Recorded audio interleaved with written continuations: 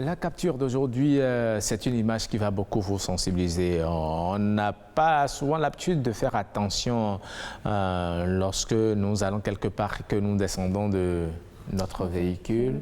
Regardez, et nous allons faire la discussion autour de cette image que vous allez voir et qui pourrait mettre votre véhicule en totale insécurité alors que vous êtes sorti, vous pensiez l'avoir totalement, complètement sécurisé.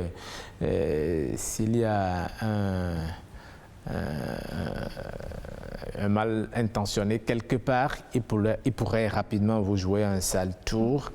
Bon, c'est l'image d'un véhicule que nous voyons là. Très bien. Vous voyez la portière, c'est bien sûr la portière du véhicule. On se rend compte qu'il y a une pièce là. Il y a une pièce que quelqu'un a glissée. Et cette pièce va empêcher la portière de se fermer, de se bloquer. Par conséquent, généralement, c'est du côté non-chauffeur que les gens le font. Hein, lorsque le chauffeur y descend, le conducteur y descend, il rabat la portière. Peut-être que c'est avec l'alarme qu'il bloque. Oui. Et pendant ce temps, l'autre, peut-être qu'il a déjà tiré, il a glissé, et puis il a continué. Oui. Vous faites et puis vous partez, vous dites que vous avez déjà sécurisé votre véhicule, il revient sur ses pas et à ce moment, il tire et puis la portière s'ouvre. Aussi facilement. Et il vandalise. Merci, il vandalise complètement le véhicule, il vous dépouille de tous ces organes pratiquement. C'est un message qu'on a laissé. Oui, un message d'attention. Le message d'attention qui est là, c'est une nouvelle stratégie des voleurs.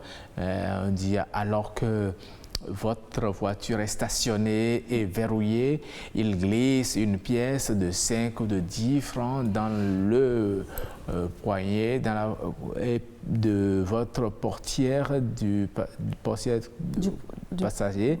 Voilà, vous déverrouillez et démarrez sans rien constater d'anormal pendant que vous conduisez. Il vous file à distance. Lorsque vous vous arrêtez et fermez votre voiture, le verrouillage central ne fonctionnera pas normalement et la voiture restera donc ouverte. Dès que vous vous éloignez de la voiture, les voleurs qui vous auront suivi pourront donc pénétrer dans votre voiture et y dérober tout ce qui les intéresse pour éviter d'être victime de ce genre de coups. Veuillez contrôler vos portières à chaque fermeture. Voilà, donc lorsque vous descendez de votre voiture, vous faites le tour, même y compris la malle arrière. Vous tirez pour voir si tout est bien fermé. Voilà, merci Auréalo qui vous montre sérieusement ce que les gens font. Vous descendez de votre véhicule, faites le tour du véhicule, tirez les portières. Toujours vérifier. Et voilà, avant de... Parce que vous savez, on met parfois des objets très chers dans les véhicules. Bien sûr. Beaucoup de choses. Les sacs d'ordinateur, etc. De l'argent parfois. Bien sûr. Et vraiment. Merci beaucoup, merci pour cette image de sensibilisation. En tout cas, moi, je ferai désormais très attention. Très attention. Alors, nous sommes lundi, on va passer maintenant à l'instant éco. Instant éco, aujourd'hui, nous parlons du moringa. Le moringa. Qui sert à beaucoup de choses. Donc, très rapidement, on va un peu parler de sa production. C'est d'abord une plante qui est originaire d'Inde et courant en Afrique. Moringa, qu'on appelle Oleifera, est un arbre de zone tropicale. Je vais vous dire quelque chose après par rapport au moringa. Vous avez planté le moringa, ça Non, mais quelque chose. Je vais vous donner quelque chose. Une petite astuce. Vous allez essayer. Merci d'avance. Donc, le genre, le moringa comprend 13 espèces d'arbres. Il est recommandé d'utiliser les espèces et variétés adaptées à sa région. Donc certainement, ce n'est pas le type qui est planté en Afrique qui sera planté en Inde et ainsi de suite. Donc les caractéristiques d'une bonne variété sont des feuilles grandes et sombres, des fruits longs et tendres, un port buissonnant et une régénération rapide après la taille. Toutefois, pour ceux qui cultivent cela, il faut éviter certaines associations au moringa. Par exemple, des cultures intercalaires très demandeuses d'azote, telles que le maïs et le manioc, des cultures susceptibles de nécessiter des traitements chimiques, des cultures qui montent trop en hauteur et concurrencent les plants de moringa pour la lumière, comme le mil ou le sorgho. On préférera associer les plantes basses et dont les résidus de culture peuvent enrichir le sol en minéraux, spécialement en azote. Donc là, nous parlons des légumineuses comme l'arachide, le soja ou le niébé. Le moringa ne doit pas être associé à des cultures qui lui feraient de l'ombre, ce qui réduit sa croissance. Choisir des plantes adaptées à la culture en allée, comme les légumes verts tolérant l'ombre et les légumineuses ou herbes aromatiques. Donc, les bons exemples sont moringa niébé, moringa chou ou moringa soja.